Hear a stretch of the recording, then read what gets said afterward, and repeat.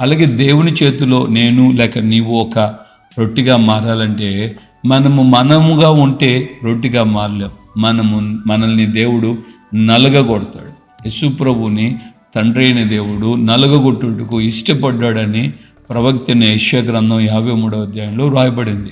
ప్రియమైన దేవుని బిడ్డలారా, ఈ యొక్క సమయంలో యేసు ప్రభువే నలగగొట్టబడినందువలన అనేకులమైన మనము ఆయన మాటల ద్వారా, ఆయన యొక్క కృప ద్వారా మనము తృప్తి పొందుతున్నాం, రక్షించబడుతున్నాం. మన జీవితాలు ప్రభు యొక్క సన్నిధిలో ఈ విధంగా దేవునికరంగా ముందుకు నడిపించబడుతున్నాయి. సేమ్ వే మన జీవితంలో కూడా మనము దేవుని యొక్క సన్నిధిలో నలగగొట్టబడితే, మనము దేవుని ద్వారా మన రూపం, స్వరూపం అన్నీ మార్చబడితే అప్పుడు దేవుని పోలిక వస్తుంది. గింజిగా ఉంటే గింజు పోలికనే చూస్తాం. గింజ మెత్తది అయితే దాని యొక్క నున్నని మెత్తని పిండిని మనం గమనిస్తాం.